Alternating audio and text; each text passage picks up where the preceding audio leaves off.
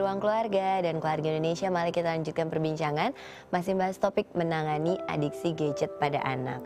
Untuk Keluarga Indonesia di rumah yang punya pertanyaan seputar topik ini, Anda kami tunggu di 021 2903 2644 atau via Twitter di @tay_tv. Jangan lupa dikasih hashtag Ruang Keluarga. Sekarang kita lanjutkan perbincangan masih dengan psikolog Mbak Vera Itabiliana Hadiwijoyo serta Mas Mumu, founder dari Kakatu. Mbak Vera, kalau orang tua kemudian sudah mendapati anaknya seperti yang kita bicarakan tadi, ternyata checklist nih, confirm semuanya, ternyata kecanduan gadget. Nah, sebetulnya yang bisa dilakukan oleh orang tua itu apa sih, Mbak? Yang bisa dilakukan orang tua macam-macam ya, tergantung untuk usianya. Kalau usianya memang masih di bawah 5 tahun tuh dengan mudah bisa dialihkan sebenarnya. Gitu ya, dialihkan dan pembatasannya yang tegas dan konsisten. Biasanya itu yang sulit tuh, tantangannya. Begitu anak yang nangis gitu, orang tua tuh nyerah.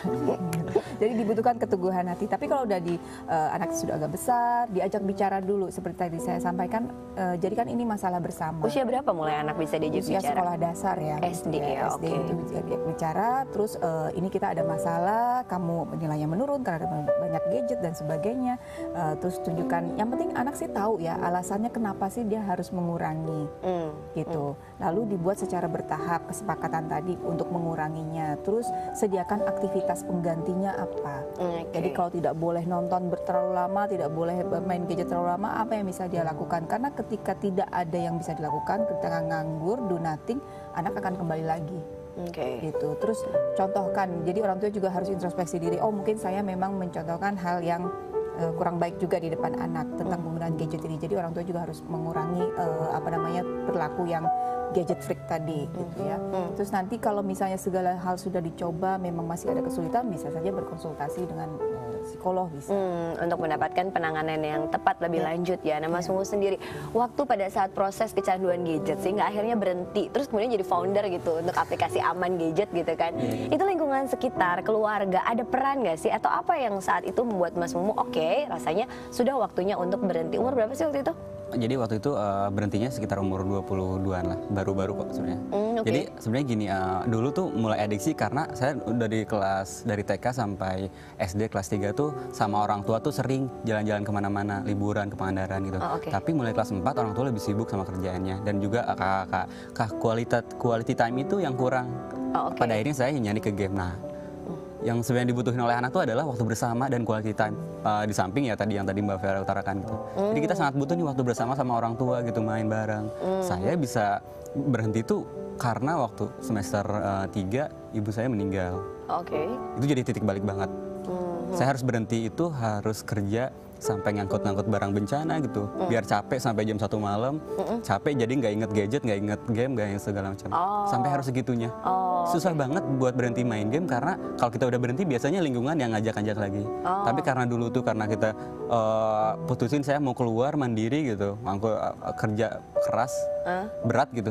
Jadi akhirnya saya lupa gitu main game atau apapun.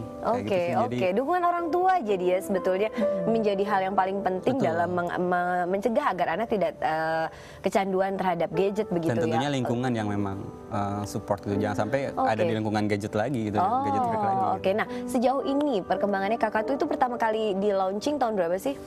Desember 2014 kemarin. Desember 2014 sampai sekarang sudah bulan ya hampir 1 tahun seperti itu. Antusiasme orang yang kemudian mendownload Kakatu sejauh ini udah semana, Mas? Ya alhamdulillah sih sangat bagus. Sebenarnya kalau di total tuh hampir ada 200.000 orang tua yang udah pakai Kakatu. Tapi di sini tuh gitu sih, kebanyakan di awal-awal orang tua tuh merasa ini bukan sesuatu hal yang dibutuhkan. Bahaya yang paling besar sebenarnya apa sih?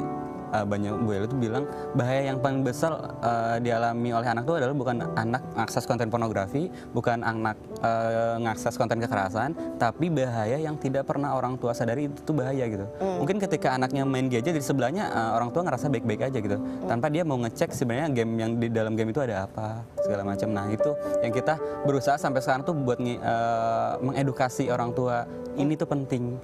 agar anak itu bisa terhindar dari konten-konten yang nggak baik dan juga penggunaan gadgetnya bisa sehat gitu. Oh, oke. Nah, untuk downloadnya ini free atau bayar atau gimana? Gratis, Oh, totally free. Itu penting untuk di-highlight karena ibu-ibu, bapak-bapak gitu kan biasanya Tidak mengurangi uang belanja. Tidak mengurangi uang Tidak mengurangi belanja. uang belanja gitu. Jadi bisa di-download free untuk proteksi terhadap penggunaan gadget bagi anak-anak kita begitu ya. Oke. Nah, Mbak Vera mungkin bisa memberikan tips ke keluarga Indonesia di rumah untuk penggunaan gadget yang bijaksana bagi orang tua. Itu sebenarnya harus seperti apa sih? Karena kan dihilangkan juga nggak mungkin, tapi harus tahu gimana menggunakannya supaya bijak. Nah, apa yang harus dilakukan oleh orang tua, Mbak? Jadi satu, memang harus digunakan. Jadi gadget itu kan kayak pedang berbilah dua gitu ya. Jadi bagaimana kita menggunakannya sehingga itu bisa lebih menjadi teman bukan musuh gitu. Jadi yang pertama harus dilihat dulu kebutuhan anak gitu. Anak saya sudah butuh belum sih gitu. Tadi kan ada bapak yang bilang juga butuh untuk komunikasi, untuk cek dia sudah pulang atau belum. Oke, jadi belikan gadget yang memenuhi kebutuhan anak. Jadi kalau butuhnya cuma SMS dan telepon ya sudah itu saja. Tidak perlu ada yang fitur-fitur lain misalnya kayak gitu. Terus juga selalu ingat tentukan aturan mainnya. Penggunaan gadget ini bolehnya berapa lama, untuk apa saja, di mana bisa digunakan gitu kan. Itu sebelum si gadget sampai menyentuh tangan anak. Oh, oke. Gitu. Jadi di set up dulu aturannya gitu. Jangan dikasih dulu terus baru tentukan aturan, nggak akan didengerin. Oh, oke. Jadi tentukan dulu sebelumnya.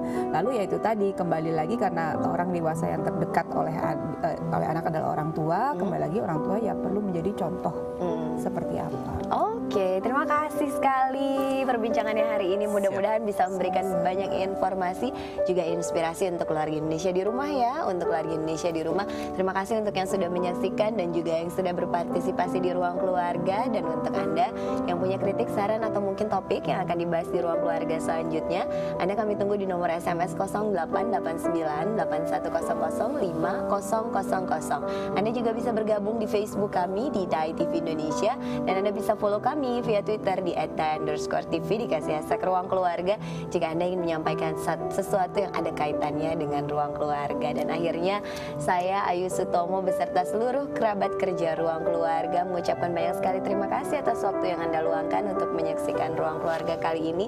Jangan lupa untuk saksikan terus Ruang Keluarga, karena keluarga adalah harta yang paling berharga dalam hidup kita. Terima kasih dan sampai jumpa.